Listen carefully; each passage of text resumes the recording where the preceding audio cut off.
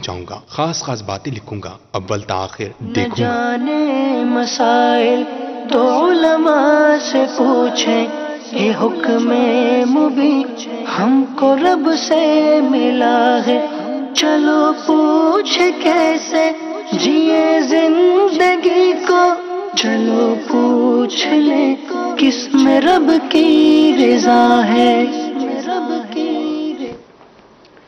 الحمد للہ رب العالمین والصلاة والسلام علی سید المرسلین، اما بعد فاعوذ باللہ من الشیطان الرجیم، بسم اللہ الرحمن الرحیم۔ الصلاة والسلام علیک یا رسول اللہ، الصلاة والسلام علیک یا حبیب اللہ، الصلاة والسلام علیک یا نبی اللہ، وعلی آلک واصحابک یا نور اللہ۔ پیارے اور محترم اسلامی بھائیوں، دارالافتاء اہل سنت سلسلے میں مرحبا کہتے ہیں۔ مفتی جمیل مدنی صاحب ہمارے ساتھ تشریف فرما ہے۔ آپ دارالافتاء اہل سنت فیض مدینہ مسجد نارتھ کراچی میں تشریف فرما ہوتے ہیں۔ انشاءاللہ عز و جل آپ کی کالز اور SMS کے ذریعے جو سوالات ہمیں موصول ہوں گے انشاءاللہ سلسلے کا حصہ ہوں گے۔ بالخصوص آپ قربانی سے متعلق، قربانی کے جانور سے متعلق، اس کے گوشت سے متعلق، قربانی کے جانور کی کھالوں سے متعلق، اس کے ذبح کرنے سے متعلق جو ہے وہ سوالات ہمارے سلسلے میں پوچھ سکتے ہیں۔ دیگر معاملات میں بھی اگر آپ پوچھنا چاہیں، اپنے کاروبار کے حوالے سے، نکاح و طلاق کے حوالے سے، عبادات سے متعلق، تو آپ ہم سے رابطہ کر سکتے ہیں۔ انشاءاللہ آپ کا سوال مفتی صاحب کی بارگاہ میں پیش کریں گے۔ ابتداءً درود پاک کی فضیلت سنتے ہیں۔ امیر اہل سنت دامت برکاتہم العالیہ کا قربانی کے مسائل سے متعلق رسالہ ابلغ گھوڑے سوار، اس کے صفحہ نمبر 1 پر حدیث پاک موجود ہے۔ امیر اہل سنت دامت برکاتہم العالیہ کی عادت مبارکہ ہے کہ اپنی تقریباً تمام ہی کتب کا آغاز حمد و صلات کے بعد درود پاک سے متعلق کا فضیلت پر مشتمل جو حدیث پاک ہوتی ہے اس سے فرماتے ہیں۔ اسی طرح المدینۃ العلمیہ سے بھی جو کتب شائع کی جاتی ہیں اس میں سے بھی اکثر و بیشتر کتب ایسے ہی ابتدا کے ساتھ ہمیں ملتی ہیں۔ تو اس کے صفحہ نمبر 1 پر حدیث پاک موجود ہے۔ سرکار مدینہ راحت قلب و سینہ، صاحب معطر پسینہ، صلی اللہ تعالی علیہ وآلہ وسلم کا فرمان عافیت نشان ہے، اے لوگو بے شک بروز قیامت اس کی دہشتوں اور حساب کتاب سے جلد نجات پانے والا شخص وہ ہوگا جس نے تم میں مجھ سے دنیا کے اندر بکثرت درود شریف پڑھے ہوں گے۔ صلو علی الحبیب صلی اللہ تعالی علی محمد صلی اللہ تعالی علیہ وآلہ وسلم۔ تو پچھلی پیر شریف جو ہمارا سلسلہ ہوا تھا قربانی کے جانوروں سے متعلق ہم نے زیادہ سوالات پوچھے تھے، ناظرین کی کالز بھی آئی تھی۔ انشاءاللہ آج بھی امید ہے کہ اس حوالے سے ہمیں سوالات موصول ہوں گے۔ قربانی کے جانور کی کھال، یہ بھی ایک بہت بڑا کام ہوتا ہے۔ اس کی کھال کے حوالے سے جو بھی معاملات ہوتے ہیں، کسی کو دینی ہے تو یہ بھی ایک کام ہے، اپنے استعمال میں لانی ہے تو یہ بھی ایک کام ہے، اس کو سنبھالنا۔ اور ایک اور بھی کام کیا جاتا ہے کہ بعض لوگ قربانی کی کھال کو بیچ دیتے ہیں، کسی ادارے کو دینی ہے، اس کے حوالے سے بھی انشاءاللہ ہم پوچھیں گے آپ سے اس سلسلے میں کسی اور میں۔ خود استعمال کرنے کے حوالے سے کیا حکم شرعی ہے وہ بھی پتہ چل جائے، لیکن بیچنے کے حوالے سے کہ اگر کوئی چاہے کہ میں اس کو سیل کر دوں، ریٹس بھی اچھے مل رہے ہوتے ہیں اور لوگ خریدنے بھی آ جاتے ہیں، جیسے کہ ہم عام دنوں میں کوئی جانور ذبح کرواتے ہیں کسی بھی حوالے سے گھر میں، تو قربانی اس جانور کی کھال بک جاتی ہے، قصاب ہی خرید لیتے ہیں، تو کیا قربانی کے جانوروں کی کھالیں بھی بیچی جا سکتی ہیں؟ اچھا بالفرض کوئی ایسی صورت ہے کہ کوئی لینے والا ہی نہیں، لینے ہی نہیں آتا، کوئی گاؤں دیہات میں کسی دور دراز میں ہے، تو کہ اب کوئی صورت ملے گی اجازت کی بیچنے کے حوالے سے؟ الحمدللہ رب العالمین والصلاة والسلام علی سید الانبیاء والمرسلین۔ سوال آپ نے اچھا کیا ہے، اور عام طور پہ لوگ اس قربانی کی کھال کو دینی کاموں میں صرف کرنے کے حوالے سے استعمال کرتے ہیں۔ اب استعمال کرنے کی ایک صورت یہ ہوتی ہے کہ مسجد میں ڈائریکٹ وہ قربانی کی کھال دے دی جاتی ہے، مسجد انتظامیہ بھی کلیکشن کر رہی ہوتی ہے کھالوں کی، مدارس کے طلبہ ان کو، تو اس طرح کے امور میں عام طور پہ مسلمان یا کسی غریب نادار کو وہ کھال دے دیتے ہیں۔ تو ایک طریقہ تو کھال کے استعمال کا یہ ہے، تو یہ بلا شبہ ایک اجر و ثواب حاصل کرنے کا ایک ذریعہ ہے کہ ہماری قربانی بھی ادا ہو گئی۔ تو اس کی کھال ہے، اس کھال کا ایک بہترین مصرف یہ ہوا کہ ہم نے اللہ تبارک و تعالی کی راہ میں خرچ کرنے کے یہ مختلف ذرائع ان میں سے کسی ایک کو اپنا کر ہم نے اس میں اپنی کھال کو پیش کر دیا۔ اچھا، ایک طریقہ کھال بیچنے کے حوالے سے، اس کی دو صورتیں ہیں، نیت پہ ڈیپینڈ کرتا ہے آدمی کی کہ یہ کھال بیچ کیوں رہا ہے۔ اگر کھال بیچنے کا مقصد یہ ہے کہ اب میں مسجد انتظامیہ کے پاس کھال لے کے جاؤں گا، جیسے بعض مسجدیں جہاں ضرورت ہے لیکن کوئی وہاں انتظامیہ کا فرد نظر نہیں آ رہا کہ جس کو کھال حوالے کی جائے، تو اب یہ کھال رکھے رکھے یہاں ضائع نہ ہو جائے، تو اب یہ کوئی کھال خریدنے والا کوئی بھی فرد ہے اس سے یہ بارگیننگ کر کے کھال اس کو بیچ دیتا ہے، اور اس کی نیت یہ ہے کہ یہ کھال کی حاصل ہونے والی رقم میں مسجد میں دوں گا یا مدرسے میں دوں گا، یا میں کسی غریب کی مدد کروں گا۔ اب میں کسی غریب کو کھال دے دی، اب وہ کھال اٹھائے پھرے گا اور بیچنے جائے گا تو ایک مشقت والا کام ہے، تو اس سے بہتر ہے کہ میں اب خود جا کر یا اپنے کسی ملازم کے ذریعے کھال بکوا دوں، اور جو کھال بک جائے گی اس کی حاصل ہونے والی ایک ایک روپے کی جو بھی قیمت ہے وہ کسی غریب کو دے دوں، کسی مسجد میں دے دوں، کسی مدرسے میں دے دوں۔ تو اگر یہ ان کاموں میں صرف کرنے کے لیے کھال کو بیچا جا رہا ہے تو کھال کا بیچنا بھی جائز، اور اس سے حاصل ہونے والی جو بھی قیمت ہوگی، پیسے ہوں گے، روپے ہوں گے، تو ان کو ان کاموں میں صرف کرنا بھی بلا شبہ جائز کام ہے۔ ٹھیک ہے۔ ہاں، اگر کھال کے ذریعے تمول پایا گیا، تمول سے مراد ہوتا ہے اس کو مالی اعتبار سے اس کے ذریعے آدمی مالدار ہو جائے، پیسے حاصل کر لیں، تو اب یہ صورت جائز نہیں ہے۔ مثال کے طور پہ اب کوئی چاہتا ہے کہ میں نے اتنی قربانی کر لی تو اب اس کی جو کھال ہے تو میری ملک، اس کو بیچ دیتا ہوں، بیچ کر جو روپے پیسے آئیں گے وہ اپنے گزر اوقات میں کام آ جائیں گے، قصاب کو اجرت دے دوں گا، قصاب کو میں اجرت دے دوں گا، ٹھیک ہے۔ تو اب یہ جو اپنے استعمال میں لانے کے لیے کہ اپنے گھر کے اندر کام آ جائیں گے روپے پیسے، یا قصاب کو اجرت میں دینے میں کام آ جائیں گے، یا ملازمین کی تنخواہیں ہیں ان کے اندر دینے میں کام آ جائیں گے، تو اس صورت میں اگر یہ بیچ رہا ہے تو یہ بیچنا بھی ناجائز، اور اس سے حاصل ہونے والی جو قیمت ہے روپے پیسے، ان میں تصرف کرنا بھی ناجائز، یعنی ان پیسوں کو اجرت میں دینا بھی ناجائز ہے، یا آگے کسی بھی اپنے ذاتی کام میں لانا تھا وہ کام میں لانا بھی ناجائز ہے۔ اس رقم کا اب حکم ہوگا کہ یہ رقم اس کے حق میں مل کے خبیث ہے، ناپاک قسم کا مال ہو گیا، ٹھیک ہے۔ تو اب اس کو لازم ہے کہ یہ صدقہ کرے، اور یہ صدقہ اس کے اوپر واجب ہے، ضروری ہے کہ کرنا ہی کرنا، یہ صدقہ کرنا ہوگا، اور صدقہ واجبہ کے جو مخصوص مصارف ہیں تو انہی میں اس کو صرف کیا جائے گا، جیسے کسی شریف فقیر کو یہ دے دیں۔ ٹھیک ہے۔ اب یہ رقم جو اپنے ذاتی استعمال میں لانے کے لیے کھال بیچی تو حاصل ہونے والی رقم یہ مل کے خبیث ہوئی، یہ اب مسجد میں نہیں دے سکتا۔ اچھا، ویسے کھال مسجد میں چلی جاتی، ویسے کھال مسجد میں ڈائریکٹ بھی جا سکتی تھی، مسجد میں کھال کے پیسے دینے کے لیے کھال کو فروخت کیا، حاصل ہونے والی رقم وہ بھی مسجد میں جا سکتی تھی، کیونکہ وہاں پر اپنی کمائی مقصود نہیں تھا، بلکہ اللہ تعالیٰ کی راہ میں دینا ہی، اب دینا ڈائریکٹ بھی ہو سکتا تھا اور اس کی شکل صورت روپے پیسوں میں بدلنے کی صورت میں بھی ہو سکتا تھا، لیکن اپنے استعمال میں لانے کے لیے کھال کو فروخت کیا ہے، اور فروخت کیا ہے روپے پیسوں کے بدلے میں، تو یہ بیچنا جائز نہیں ہے، یا ایسی چیز کے بدلے میں بیچا ہے جو ختم ہو جاتی ہے، مثلا اس نے کھال دے کر آٹا خرید لیا، گندم خرید لیا، اس میں جائز نہیں ہے۔ ایسی چیز کے بدلے میں بیچ سکتا ہے کہ جس کو باقی رکھ کر نفع اٹھایا جائے، اس کی صورت یہ ہے، مثال کے طور پہ کوئی چاہتا ہے کہ میں کھال ایسے فرد کو بیچوں کہ جس کے ذریعے، جس کے پاس برتن ہوتے ہیں، برتن بناتا ہے، تو میں اس کو کھال دے کر برتن حاصل کر لوں گا اور برتن کو اپنے گھر میں استعمال میں لاؤں گا، تو برتن یہ استعمال میں آنے والی چیزیں، تو اس صورت میں ایک جواز کا پہلو نکلتا ہے، لیکن عام طور پہ لوگ اس طرح ساز و سامان کے بدلے میں کھالوں کو فروخت نہیں کرتے، جو ایک جواز کی صورت ہے۔ لوگ یہ والی صورت اپنا لیتے ہیں کہ وہ کھال کو فروخت کر کے اگر اپنے استعمال میں لانے کی نیت سے بیچا ہے تو جائز نہیں۔ ٹھیک ہے۔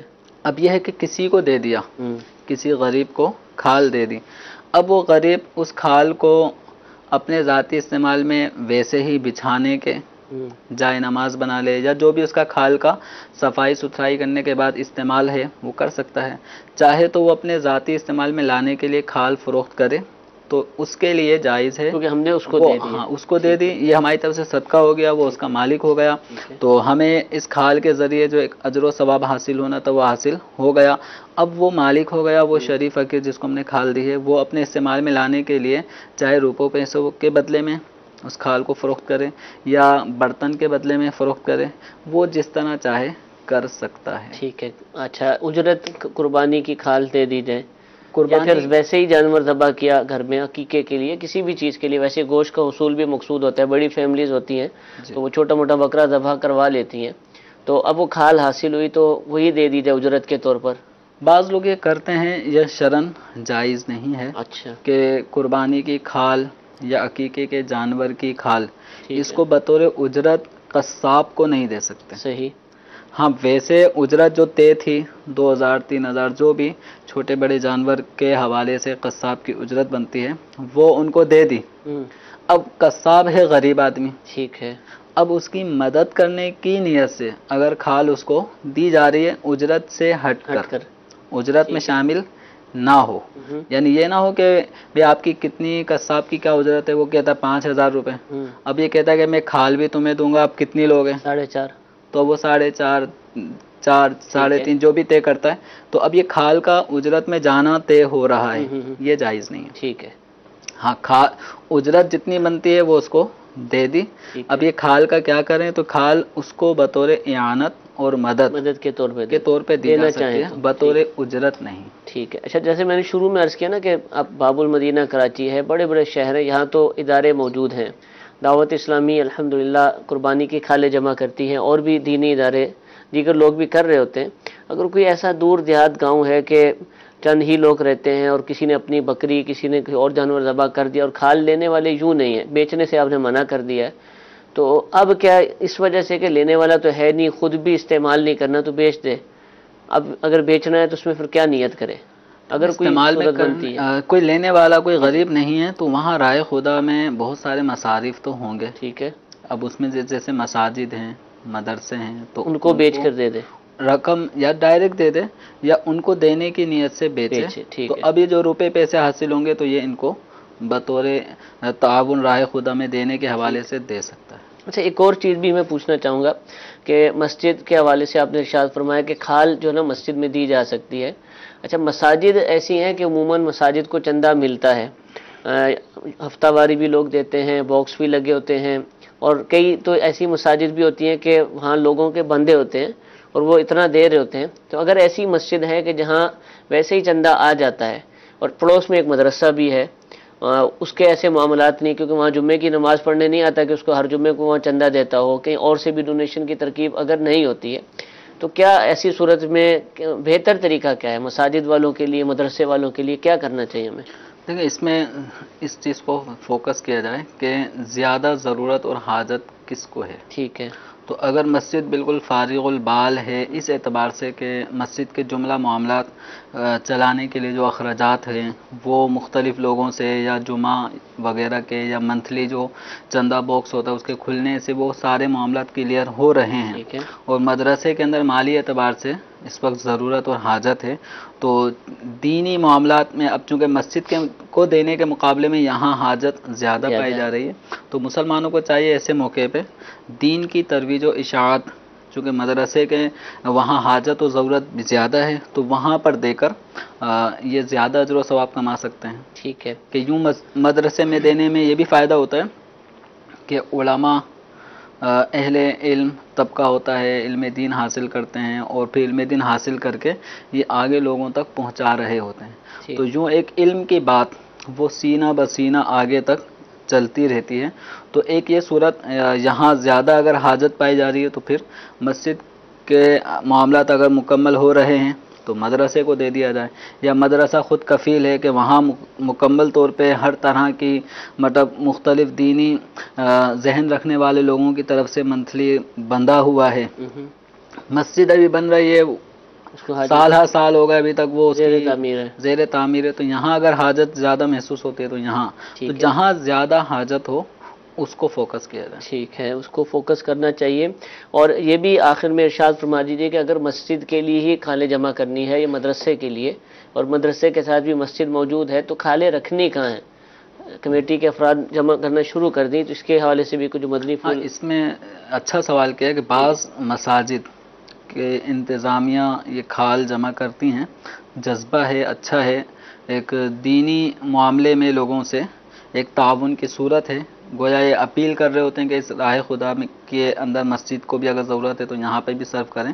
لیکن اس چیز کا خیال رکھنا ضروری ہے کہ مسجد کے اندر اس ایسی جگہ کھالوں کو نہ رکھا جائے کہ جہاں کھال عام طور پہ اس میں سے کھال میں سے خون گر رہا ہوتا ہے. ٹھیک ہے، تو ایسی جگہوں پہ مسجد کی کسی بھی ایسی جگہ پہ کھال نہ رکھی جائے. مسجد میں تو رکھ ہی نہیں سکیں گے، جہاں مسجد نماز میں تو پڑھی نہیں جاتی رکھ ہے وہاں تو سکتے، بالکل ہی نہ کوئی وضو صورت خانے پہ رکھ سکتے ہیں. ٹھیک ہے، تو فنائے مسجد کا وہ حصہ کہ جہاں سے مسجد کی طرف مطلب کوئی گندگی وغیرہ اسمیل نہ آتی ہو، نہ پہنچے، اس چیز کا خاص طور پہ خیال رکھنا ہے. اور آج کل ویسے ہی تھوڑا بارشوں کے موسم چل رہے ہیں، تو عین ممکن ہے ایام قربانی میں بھی ایسا بارشوں کا سلسلہ ہو، تو ایسی جگہ کھال نہ رکھیں کہ جہاں سے خون بہہ رہا ہو اور لوگ وہاں سے چل کر مسجد کے وضو خانے میں جا رہے ہوں اور یوں فرش ناپاک ہو رہا ہو. ٹھیک ہے، تو عام طور پہ جو قربانی کی کھال اس میں جو لگا ہوا خون ہوتا ہے وہ ناپاک ہوتا ہے، ٹھیک ہے، کیونکہ اب ذبح ہونے والے جو بھی دھار خون کی نکلتی ہے دم مسفوح ناپاک ہے. اور عام طور پہ جو قربانی کرنے والے ہیں قصاب، تو وہ اسی جگہ کھال کو بچھا دیتے ہیں، تو کہیں نہ کہیں کھال پہ خون لگا ہوا ہوتا ہے. تو اس لیے اس چیز کا خاص طور پہ خیال رکھیں. یا مسجد انتظامیہ کو چاہیے کہ مسجد کی حدود میں آنے سے پہلے ہی باہر کے سائڈ ہی کوئی ایسا اپنا اسٹال وغیرہ لگا لیں، دور رکھیں. تھوڑا دور مسجدوں رکھیں. کے آگے عموماً میدان بھی ہوتے ہیں تو اس جگہ پہ کوئی ایسا اپنا پوائنٹ بنا لیں کہ جہاں پہ لوگ مسجد کی کھالیں جمع کر رہے ہوں، اور ساتھ ہی ساتھ یہ کھالیں پھر بکتی بھی رہیں تاکہ زیادہ دیر تک رکھنے کی صورت میں کھال خراب نہ ہو جائے. ٹھیک ہے، اور اچھے انداز سے اہتمام کرنا چاہیے. اور کھالیں جمع کرنے کے حوالے سے بالخصوص دعوت اسلامی کے جو مبلغین مدنی تحریک کے لیے، دعوت اسلامی کے لیے کھالیں جمع کرتے ہیں، یا اور کسی بھی ادارے کے لیے کرتے ہیں، یہ امیر اہل سنت کا رسالہ ہے ابلغ گھوڑے سوار. اس میں 6 سوالات موجود ہیں مختلف نوعیت کے، جن میں کھال جمع کرنے سے متعلق بھی سوال اور جواب موجود ہیں. کن کن احتیاطوں کو پیش نظر رکھنا ہے، کھال کب جمع کرنی ہے دعوت اسلامی کے لیے اور کب چھوڑ دینی ہے، یہ ساری باتیں اس کے اندر لکھی ہوئی ہیں. کہ ایک اچھا کام ہے، مستحب کام ہے، ثواب بھی ملے گا، لیکن اگر اس کو گناہ کے ساتھ کیا جائے گا تو پھر ثواب ملنا دور کی بات ہے، گناہ کا ارتکاب نہ کر بیٹھیں. تو یہ سارے مدنی پھول جو کہ مفتی صاحب نے ارشاد فرمائے، جو اس رسالے کے اندر موجود ہیں، امیر اہل سنت دامت برکاتہم العالیہ اپنے مدنی مذاکروں میں دیگر مواقع پر جو ارشاد فرماتے رہے، یہ ساری باتیں مبلغین کے پیش نظر ہونی چاہیے اور ان کو دہرانا بھی چاہیے اور ان پر عمل کی نیت بھی کرنی چاہیے. اللہ تعالی ہم سب کو دین متین کے احکامات کے مطابق قربانی کرنے اور دیگر معاملات کو سر انجام دینے کی توفیق عطا فرمائے. کال ہمارے پاس موجود ہیں، پہلی کال سلسلے میں شامل کرتے ہیں. جی، اگر مرحوم والد نے ترکے میں دکان چھوڑی اور اس کی مالیت 30 لاکھ روپے ہو، اور ورثہ میں 3 بہنیں اور 5 بھائی اور ایک والدہ، اور ایک بھائی اس دکان میں اپنا کاروبار کرتے ہیں، تو کیا سب پر قربانی واجب ہے یا صرف بھائی پر یا کسی پر نہیں؟ جی، بظاہر لگ رہا ہے کہ ابھی تقسیم نہیں ہوئی ہے، لیکن سب کی مالیت تو بنتی ہے. ابھی 30 لاکھ روپے انہوں نے بیان کیا ہے، اور اس پہ سوال والدہ سے مراد بیوہ ہوں گی، اور 5 بھائی اور 3 بہنیں. ان سے مراد یہ ہوگا کہ میت کے جو 5 بیٹے اور 3 بیٹیاں ہیں. تو اگر میت کے جن کا یہ سوال پوچھنا چاہ رہے ہیں، اگر ان کے والدین، میت کے والدین اگر حیات نہ ہوں تو پھر ورثہ میں یہ افراد وارث بنیں گے. تو اب ان کا جو سوال ہے کہ مال تجارت 30 لاکھ روپے کا ہے، تو اگر وہ مال تجارت کو اسی کنڈیشن میں جاری رکھنا چاہتے ہیں تو مال تجارت کا جو پر ہیڈ حصہ جو بھی شرعی حوالے سے بنے گا تو بیوہ کا 8واں حصہ ہوتا ہے. ٹھیک ہے، تو اولاد ہونے کی صورت میں. تو اب یہاں پہ 30 لاکھ میں ان کی والدہ کے پاس یہ تقریباً کوئی 3.25 لاکھ 3.5 لاکھ سے 30 لاکھ کو 8 حصوں میں تقسیم کیا جائے، تقریباً 3.5 لاکھ سے اوپر بنے گا ان کی والدہ کی ملکیت میں. اور ان کو دینے کے بعد جو بقیہ حصے بچیں گے تو وہ تقریباً 26 لاکھ کچھ جو بچیں گے، تو وہ پھر تقسیم ہوں گے 5 بیٹے اور 3 बेटियों में, हम्म, और बेटे को बेटी से डबल मिलेगा। ठीक है। तो यूं अगर 26 लाख को हम देखें तो ये तकरीबन एक बेटी के हिस्से में आएगा 2 लाख से कुछ ऊपर, ठीक है। और बेटे के हिस्से में 4 लाख से कुछ ऊपर आएगा। ठीक है। तो अब ये माले तिजारत में गोया बेटी के हिस्से में तकरीबन 2 लाख से कुछ ऊपर आ रहा है, और बेटे के हिस्से में 4 लाख से कुछ ऊपर है, ठीक है। और इसी तरह बेवा का 8वां हिस्सा अगर निकालें तो वो भी 4 लाख के करीब करीब बन रहा है। तो अगर ये माले तिजारत को इसी कंडीशन में चलने देते हैं, और इन सब की ये हाजत से, ज़रूरत से फारिग भी है ये माले तिजारत में लगा हुआ ये हिस्सा, और कर्ज वगैरह भी किसी पे नहीं है, या अगर है तो कर्ज की अगर अदायगी अगर वो अपने हिस्से में से कर भी दें तब भी इतना माल बचता है कि वो 52.5 तोला चांदी की कीमत या उससे ज़्यादा मालियत का माल तिजारत उसके हिस्से में चल रहा हो। जैसे मिश्रण 30-40 हज़ार रुपये, 40 हज़ार रुपये के करीब करीब चांदी का निसाब बन जाता है, 52.5 तोला चांदी की कीमत फिल वक्त। तो अब इस सूरत में अगर ये हाजत असलिया से जायद है, कर्ज वगैरह से फारिग है, तो जाहिर ये सूरत बन रही है कि इन सब ही पर बशर्ते के आकिल बालिग हों। ठीक है। तो मर्द औरत का कोई फ़र्क नहीं होता, कमाने ना कमाने का कोई फ़र्क नहीं होता। जैसे इन्होंने कहा कि एक भाई अलग से अपना कारोबार कर रहे हैं, तो इस सूरत में तो कुर्बानी वाजिब हो सकती है। सारे बालिग होना जरूरी, अगर सब बालिग हैं, सब आकिल हैं, तो इन सब पर कुर्बानी हाजत असली और कर्ज वगैरह से फारिग होने की सूरत में जो हिस्से इनके बन रहे हैं, ये तो ओवरऑल जो समझ में आया वो बयान किया है। तो यानी ख़ास तौर पे किसका कितने रुपए बन रहे हैं, तो फिर दारुल इफ्ता अहले सुन्नत अगर ये रुजू करें या अपने शहर के मुस्तनद मुफ्ती साहब से रुजू करें तो वो बाकायदा बता देंगे 30 लाख में इस तरह से हर एक का हिस्सा होगा। तो जाहिर यह है कि अगर हाजत असलिया कर्ज वगैरह से फारिग रकम है तो इनके ऊपर सब पर आकिल बालिग होने की सूरत में कुर्बानी वाजिब होगी। ठीक है। अब ये एक नॉर्मल एक सवाल का ये जवाब दिया है, अगर किसी के ऊपर कर्जा है तो वो एक अलग सूरतें होंगी। तो ओवरऑल शायद जवाब अलग अलग एतबार होगा, उसके कर्जों का अलग एतबार होगा। ठीक है। तो मुफ्ती साहब है ये माले तिजारत, तो माले तिजारत भी उन चीज़ों में से है कि जिसकी वजह से अगर वो निसाब के बराबर माले तिजारत हो, कर्ज हाजत असलिया वगैरह से जायद इतनी मालियत का माले तिजारत है जो 52.5 तोला चांदी की कीमत या उससे जायद कीमत का हो, तो कुर्बानी वाजिब हो जाती है। ठीक है। कुर्बानी किस पर वाजिब है, इसके हवाले से चंद दिन पहले दारुल इफ्ता अहले सुन्नत का फतवा भी एक वायरल किया गया था सोशल मीडिया पर। दारुल इफ्ता अहले सुन्नत का जो ऑफिशियल फेसबुक पेज है उस पर जाकर आप इस फतवे को हासिल कर सकते हैं। जो भी चीज़ें दारुल इफ्ता अहले सुन्नत के हवाले से वायरल होती हैं वो हमारे उनकी वेरिफिकेशन के लिए, तस्दीक के लिए कि वाक़यातन ये फतावा या दीगर चीज़ें दारुल इफ्ता अहले सुन्नत ही की तरफ से हैं, वो हमारे ऑफिशियल पेज पर अपलोड कर दी जाती है। आप वहाँ से वेरीफाई कर सकते हैं।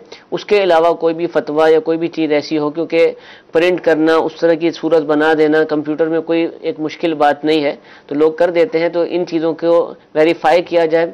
तो जो भी फतावा हम इसको हम करते हैं, जो कि हमारी मोबाइल एप्लीकेशन के ज़रिए भी लोगों तक पहुँचते हैं, दीगर ज़राए से भी हम वायरल करते हैं, आप उसको वेरिफिकेशन के लिए हमारे ऑफिशियल पेज पर भी विजिट कर सकते हैं। हमारे सिलसिले भी आपको वहाँ मिलेंगे, जो हम सिलसिला कर रहे होते हैं वो भी अल्हम्दुलिल्लाह बराह रास्त उसको देखा जा सकता है और कुछ ही देर बाद वो अपलोड होने की सूरत में भी आपको मिल जाएगा। अच्छा हुजूर, ये इरशाद फरमाइए कि ज़कात के अंदर जैसा होता है कि जिसके बाद जितना पैसा बढ़ता जाता है ज़कात उतनी ही उसकी बढ़ती जाती है, उतने ही ज़्यादा पैसे हो जाते हैं।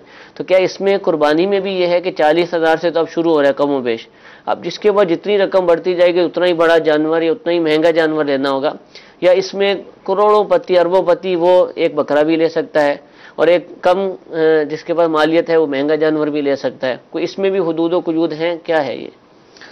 ज़कात के हवाले से तो ये अलग बात है कि 1 लाख रुपए पे जैसे 2,500 रुपये ज़कात बनेगी। अगर किसी के पास है ही 40,000 रुपये तो उसमें 1,000 रुपये ज़कात बनती है।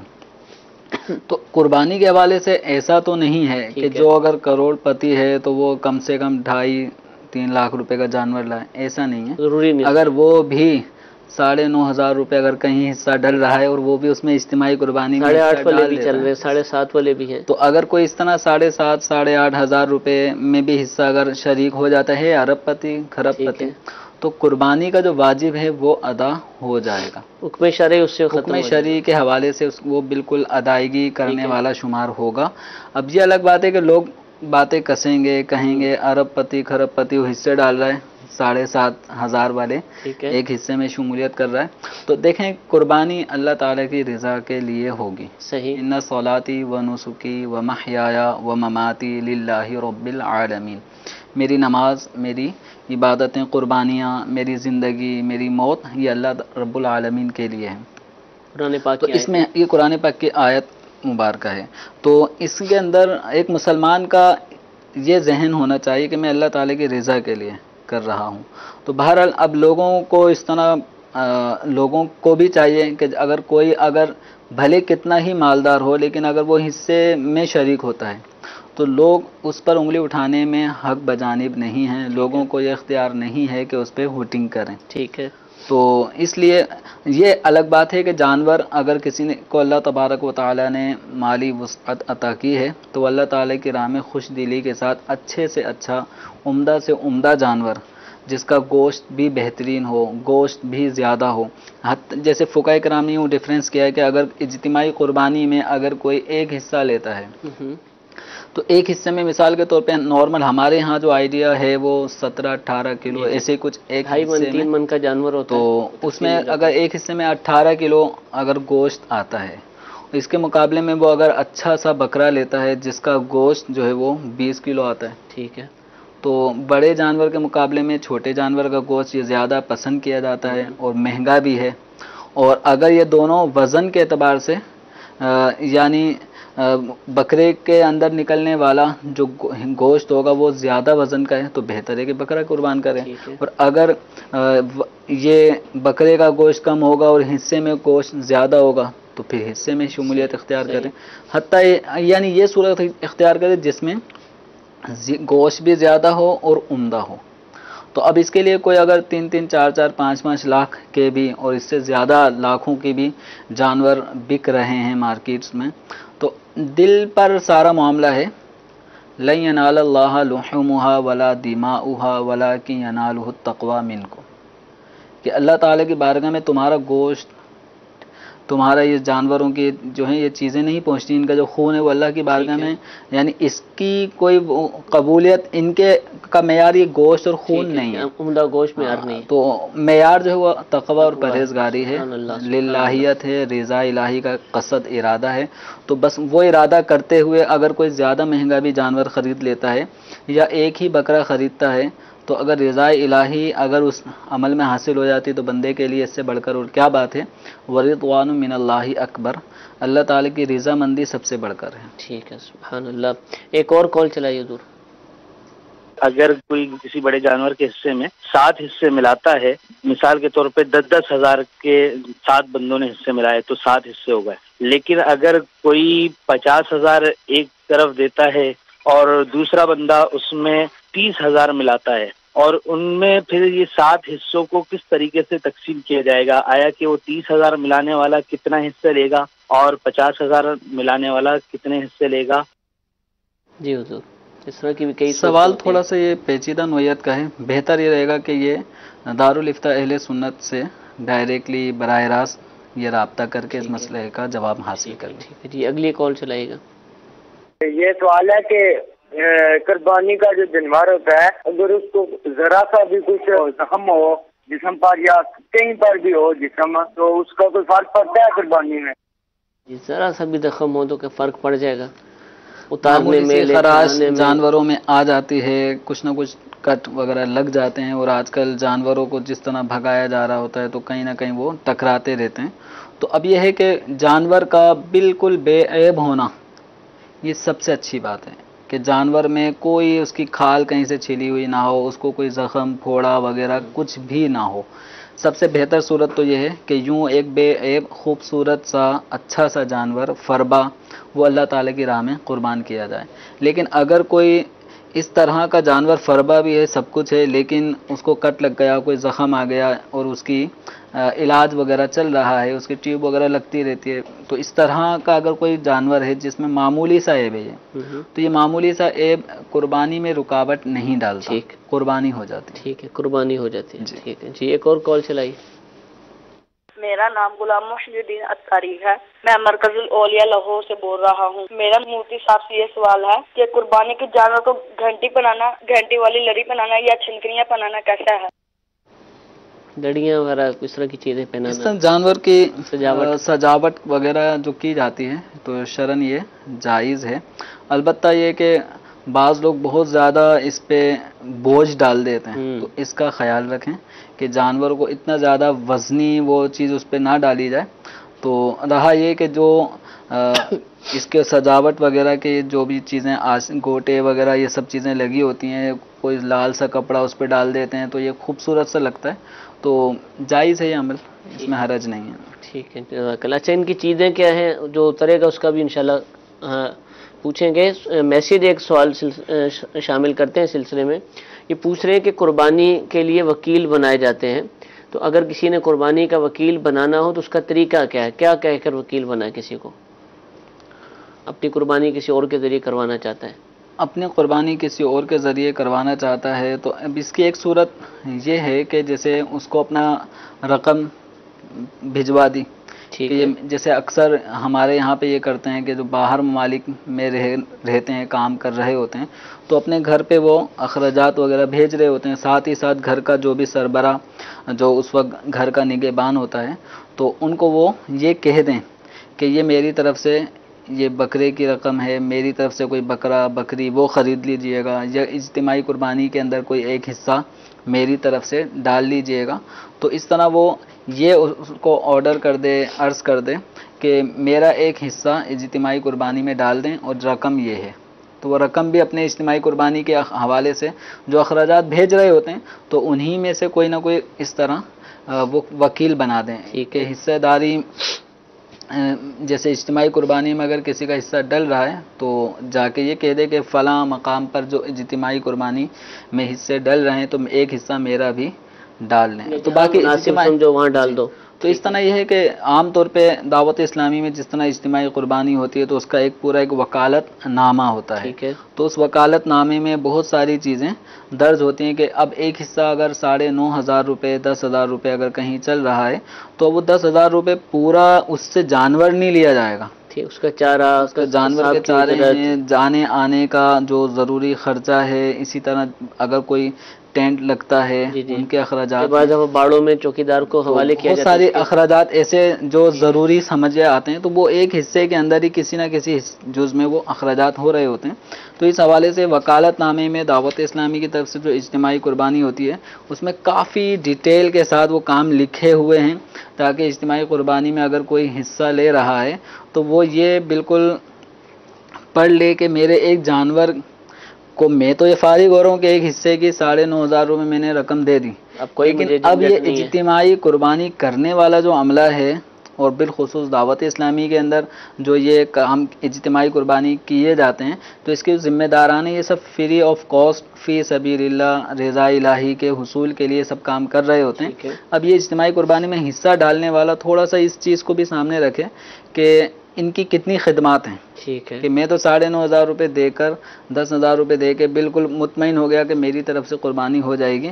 اب یہ رات دن ایک کر کے ان لوگوں کی ذمہ داری ہے کہ یہ سینکڑوں لوگوں کی قربانیاں جو ہیں ان کا تحفظ کرتے ہیں، اور اس میں کوئی پروفٹ بھی نہیں ہے. یعنی مدنی مرکز نے جو طریقہ کار بتایا اس میں تو پیسے بچانے کی کوئی صورت ہی نہیں ہے، اور اگر تھوڑا بہت بچتا بھی ہے شرعی طریقہ کار کے مطابق تو وہ دعوت اسلامی کے احتیاط میں آ جاتا ہے. تو ان کو تو شاید کوئی اجرت بھی نہیں ملتی. اس کی اجرت وغیرہ بھی دلی خوشی ہوتی ہے کہ ہم نے مسلمانوں کی مدد کی ہے، یا پھر اگر قربانی کی کھال مل جائے گی اس جانور کی تو ہم دعوت اسلامی کو جمع کروائیں گے. دعوت اسلامی کے لیے کھال جمع کرنے کا ان کو ایک موقع ملتا ہے.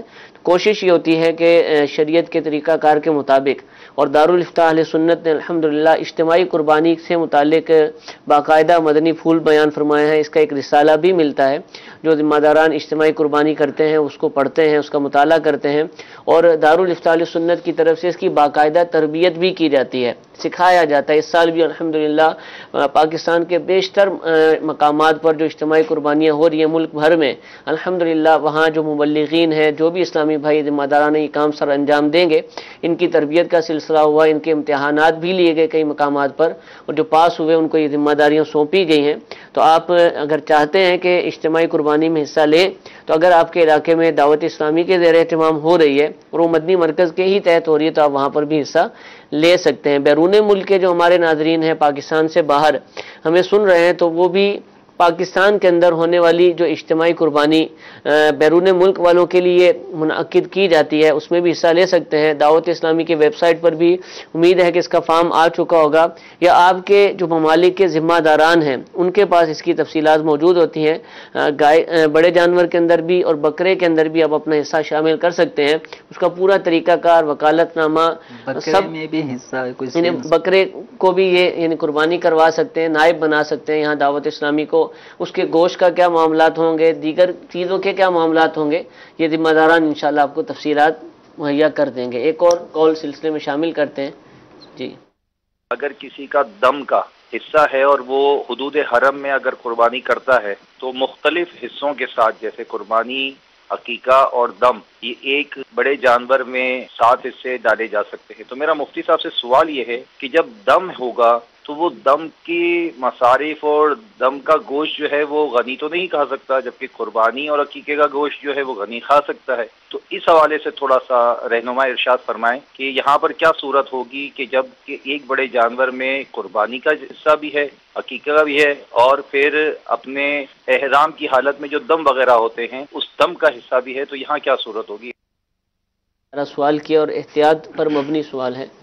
اس صورت میں جیسے مختلف قربت کی صورتیں ہیں, عقیقے کا بھی حصہ ہے, اور جو واجبی قربانی عید الاضحیٰ کی ہے وہ بھی, اور احرام میں جو جنایت جرم اگر ہو جاتا ہے محرم سے, تو اس کے کفارے میں بھی دم کے الفاظ سنتے ہیں کہ تو وہ ایک دم لازم آتا ہے. تو وہ ایک دم ایک بکری یعنی قربان کرے, یا ایک بکری کی جگہ وہ کسی بڑے جانور میں ایک حصہ لے لے. تو اب جو جانور کا گوشت تقسیم ہوگا, تو بالفرض اگر ایک عقیقے کا حصہ شامل تھا, 5 قربانیاں جو عید الاضحیٰ والی ہیں وہ 5 حصے اس کے شامل ہیں, یہ 6 ہو گئے, اور ایک حصہ کسی نے اپنے دم کے حوالے سے اس میں شامل کروایا. تو مدنی چینل کے ناظرین یہ مسئلہ سن تو رہے ہیں, لیکن اتنا ذہن میں رکھیں کہ اجتماعی قربانی جو یہاں پاکستان, ہندوستان یا دنیا کے کسی بھی ملک میں ہوگی, حرم کی حدود سے باہر, یعنی مکہ پاک, حرم سے بھی مراد مکہ کا حرم, مدینے کا حرم, مدینے کا حرم نہیں, کیونکہ وہاں بھی حرم ہی کہا جاتا ہے. مسجد مکہ مکرمہ کے چاروں طرف جو حدود حرم ہے, جو حدود حرم ہے, حدود حرم ہے, کہ جب احرام باندھا جاتا ہے عمرے کے لیے, جو مکے میں رہنے والے ہوتے ہیں تو وہ حرم کی حدود سے باہر نکلتے ہیں, جیسے مسجد عائشہ چلے آتے ہیں, حدیبیہ, تنعیم وغیرہ. تو جو حدود حرم سے باہر کے حصے ہیں, وہاں اجتماعی قربانی میں اگر یہ دم والا حصہ شامل کیا تو دم کی ادائیگی نہیں ہوگی. حرم سے باہر کی بات, جی, اس سے باہر حرم میں کہیں بھی. تو یہ اجتماعی قربانی جو ہم ایک مسئلہ جو ہمارے سائل محترم نے پوچھا ہے کہ اس میں دم کا بھی ایک حصہ شامل کیا, تو حدود حرم میں ہی یہ ایسی اجتماعی قربانی کا حصہ ڈالنے سے وہ دم ادا ہوگا. تو اب یہ ہے کہ گوشت کا کیا کریں گے. تو جس آدمی نے عقیقے کا ایک حصہ لیا تھا وہ اپنا ایک حصہ عقیقے کا وہ لے لے, اور اس کے جو احکامات ہیں اس کے مطابق عمل 3 حصے اس کے کرے. اسی جس نے 5 حصے قربانی کے شامل کیے تھے عید الاضحیٰ کی, تو وہ بھی اپنے مطلب جو 5 حصے ہیں وہ الگ سے لے لیں اور اس کا بھی آگے کریں. اور جو یہ دم کفارے والا ہے, جنایت احرام کی جرم کی طور پہ جو کفارے میں دم لازم ہوا تھا, اس کا جو ایک حصہ ہے یہ یوں 3 حصوں میں تقسیم نہیں ہوں گے, یہ اغنیاء نہیں کھائیں گے. اس کا حکم یہ ہے کہ ایک حصہ جو ہے یہ غریبوں میں ہی دیا جائے گا. ٹھیک ہے, تو حدود حرم میں یہ ذبح ہو گیا. اب اس کا گوشت بھلے حرم کے رہنے والے فقراء غریب کھائیں, یا بیرون حرم سے آئے ہوئے جو غربا ہیں وہ کھائیں, یا یہ گوشت باہر بھی دیا جا سکتا حرم میں پھرنی ہے, بس اس جانور کی قربانی جو ہوگی وہ حدود حرم میں ہوگی. ٹھیک ہے, بعض لوگ حدود حرم سے مراد یہ مسجد حرام کا ایریا نہیں ہے, یعنی مکہ پاک کے شہر کو جو حدود حرم جس کو حصہ قرار دیا, مسجد کے اندر تو بعض لوگ ایسے ہوتے ہیں کہ پیکیجز میں قربانیاں شامل نہیں ہوتی, تو وہ خود سے کر رہے ہوتے ہیں قربانی. تو بڑا جانور بھی جو قربانی کرنی ہوتی ہے حج کی, ذبح کرنا ہوتا ہے تو اس میں آپ دم کا حصہ بھی شامل کر سکتے ہیں، عقیقے کا بھی کر سکتے ہیں، اور اپنی جو اگر غنی ہونے کی صورت میں آپ مسافر نہیں ہیں اس کی جو قربانی کرنا چاہتے ہیں وہ بھی شامل کر سکتے ہیں، حج کی بھی اس میں شامل ہو سکتی ہے، ایک ہی جانور میں 4 طرح کی، اور اصال ثواب کے لیے بھی ایک حصہ ڈال سکتے ہیں اگر کوئی ایسا حصہ ڈالنا چاہتے ہیں، 5 حصے تو ہم نے کر دیے ہیں، تو 2 حصے اور بھی اصال ثواب کے لیے ڈالیں، یا دیگر افراد ہیں تو کیا جا سکتا ہے، لیکن وہ اگر دم کا حصہ اس میں شامل ہو گیا تو اب وہ حدود حرم میں ہی ذبح ہوگی۔ حج کی جو قربانی ہے وہ بھی اگر شامل ہو گئی تو وہ جانور حدود حرم میں ہی ذبح ہوگا، لیکن دم والے جانور سے متعلق مفتی صاحب نے ارشاد فرمایا کہ اس کا گوشت خود استعمال نہیں کر سکتے، وہ شرعی فقیر کو ہی دینا ہوگا، غنی کو بھی نہیں دے سکتے، تو یہ ایک معاملہ تھوڑا سا پیچیدہ ہے۔ اس کے اوپر دم لازم ہوا وہ اگرچہ غریب الغربا ہو خود استعمال نہیں کرے، وہ بھی یہ گوشت دم والا استعمال نہیں کر سکتا۔ اب وہاں غریب مل جاتے ہیں حضور؟ دنیا میں غریب کہاں نہیں ہے، سب جگہ ہے، سب جگہ ٹھیک مل ہے، جاتے ان ہیں، میں تلاش مل جائے گا کریں۔ انشاءاللہ، تلاش کریں گے تو ان میں یہ تقسیم کیا جائے۔ جو کام کاج کے لیے لوگ گئے ہوتے ہیں ان میں سے بھی کئی ایسے ہوتے ہیں کہ شرعی فقیر ہوتے ہیں، یہ معلومات آپ کو لینی پڑیں گی، اس کو بھی آپ دے سکتے ہیں۔ ایک اور کال سلسلے میں شامل کرتے ہیں۔ جی محمد بلال تاریخ فیروز والا سے عرض کر رہا ہوں، مفتی صاحب کی بارگاہ میں میرا یہ سوال ہے، قربانی کا گوشت کب تک کھانا جائز ہے؟ کب تک کھانا جائز ہے یہ ارشاد فرمانے؟ قربانی کا گوشت تب تک پھر ہم جب تک سڑ نہ جائے، ٹھیک ہے، کھانے کے قابل محرم تک بھی رہتا ہے گوشت، کھایا جا سکتا ہے۔ فریج جو فریزر بھر لیتے ہیں، جی اسپیشل ان دنوں میں فریجوں کی قیمت بھی بڑھ جاتی ہے، آپ کے علم میں ہے، اور باقاعدہ قربانی کے لیے خریدے بھی جاتے ہیں کہ سارا ہی اس میں ڈمپ کیا جاتا ہے، تو اب کب تک چلائیں اس کو؟ لیکن جب تک خراب نہ ہو جائے، سڑ نہ جائے، اس وقت تک تو کھا سکتے ہیں، اور کوئی بھی اتنا لمبا اس کو روکے گا نہیں کہ قربانی کے گوشت یوں ناراض ہو جائے۔ ٹھیک ہے، تو ابھی سڑنے کے الفاظ یہ میں اپنے واپسی لیتا ہوں، ناراض، جو امیر اہل سنت تھوڑے سے الفاظ استعمال کرتے ہیں کہ اچھے الفاظ، تو اب یہ ہے کہ جب تک وہ کھائے جانے کے قابل ہے، اب اس کا جو بھی ٹائم پیریڈ ہو، ٹھیک ہے، بلکہ ایک حدیث مبارکہ مجھے یاد آتی ہے جس میں نبی کریم صلی اللہ تعالی علیہ وسلم نے قربانی کے جانوروں کے پہلے کچھ مخصوص دن مقرر کر دیے تھے کہ اتنے دنوں کے اندر اندر اس کے گوشت کو تقسیم کر لیں، ٹھیک ہے، یعنی پہلے تھا ختم یہ کر حکم دیں۔ شرعی، لیکن بعد میں سرکار دو عالم صلی اللہ تعالی علیہ وسلم نے پھر اس میں ٹائم پیریڈ بالکل رخصت دے دی، یہاں تک کہ جو الفاظ حدیث مبارکہ میں بیان کیے گئے ہیں اس کا جو مضمون خلاصہ یہ ہے کہ اگلے ذی الحجہ تک بھی، اچھا، اگر کوئی قربانی کا گوشت اگلے ذی الحجہ تک بھی چلا سکتا ہے تو اگلے ذی الحجہ تک بھی کھا سکتا ہے۔ تو فریج ہر جگہ نہیں تھے ہی نہیں، بالکل تھے ہی نہیں، تو اب گوشت کو محفوظ رکھنے کے بہت سارے طریقے ہیں، ان طریقوں میں سے گوشت کو سکھایا جاتا ہے۔ ٹھیک ہے، تو پہلے دور میں بھی اگر کوئی بکرا ذبح کرتا تھا یا کوئی بڑا جانور تو ایک دن میں تو نہیں کھا سکتا تھا، تو یہ اس گوشت کو محفوظ رکھنے کے اگر پیچھے جائیں ماضی میں، اپنی ہی ماضی میں اپنے ہی خاندان یا کچھ بڑے بوڑھوں کو دیکھیں تو یہ باقاعدہ گوشت کی لڑیاں یہ بنا کے اس میں کوئی نمک مسالہ کوئی اس طرح کی چیزیں لگا کے یہ سکھا دیا کرتے تھے۔ اچھا، اب یہ کئی ہفتوں تک یہ گوشت یہ سوکھ گیا، لیکن جب اس کو دوبارہ استعمال کریں گے تو اس کو دھویا جاتا تھا تو دوبارہ فریش ہو جاتا تھا۔ کوئی نہ کوئی طریقہ ہوگا، طریقے تو ابھی ایجاد ہوئے، جب بجلی نہیں تھی، مطلب یہ یوں سمجھیں کہ سستی اور کاہلی کے اعتبار سے یہ ہمارے پاس یہ آلہ آ گیا کہ ہم بآسانی وہ کوئی بھی چیز بچانی ہو ادھر رکھ دیتے ہیں، ورنہ کسی بھی چیز کو محفوظ کرنے کے لیے کچھ ہمیں محنت کرنی پڑتی ہے اور محنت آج کل ہم سے ہوتی نہیں ہے۔ تو اس لیے اب کسی کو وہ طریقے معلوم نہیں ہیں کہ گوشت کو کس طرح محفوظ کیا جاتا ہے۔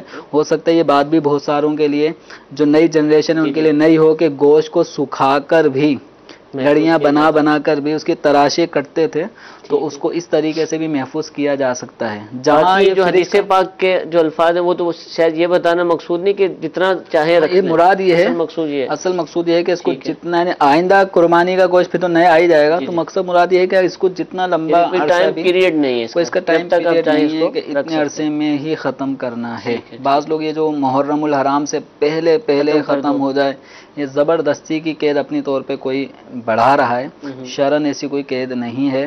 یہ محرم الحرام کی نیاز وغیرہ میں بھی قربانی کا گوشت بالکل استعمال میں لایا جا سکتا ہے۔ انشاءاللہ مزید بھی ہم پوچھیں گے کہ کن کن چیزوں میں استعمال ہو سکتا ہے، کیونکہ قربانی سے متعلق بہت سارے سوالات ہیں، سلسلے کا وقت محدود ہوتا ہے، آج بھی سلسلے کا وقت ختم ہو چکا، انشاءاللہ کل بھی ہم ایک دارالفتاء اہل سنت کے نئے سلسلے کے ساتھ حاضر ہوں گے، لیکن کل کا سلسلہ اسپیشل ہے، کل پاکستان کا یوم آزادی ہے، 14 اگست پورا ملک الحمدللہ اس حوالے سے خوشیاں منائے گا. خوشیوں کا کیا انداز ہونا چاہیے اب مدنی چینل پہ ہم سیکھتے رہتے ہیں، لیکن ہم انشاءاللہ دارالفتاح اہل سنت کو بھی خاص اس حوالے سے کریں گے.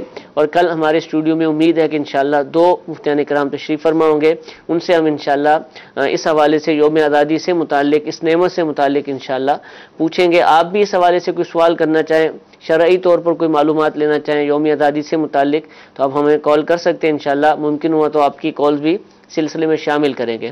اللہ تعالی ہم سب کو عمل کرنے کی توفیق عطا فرمائے. آمین بجاہ النبی الامین. صلو علی الحبیب صلی اللہ تعالی علی محمد صلی اللہ علیہ وسلم. نہ جانے مسائل تو علماء سے پوچھیں، یہ حکم مبین ہم کو رب سے ملا ہے. چلو پوچھ کیسے جیے زندگی کو، چلو پوچھ لیں کس میں رب کی رضا ہے.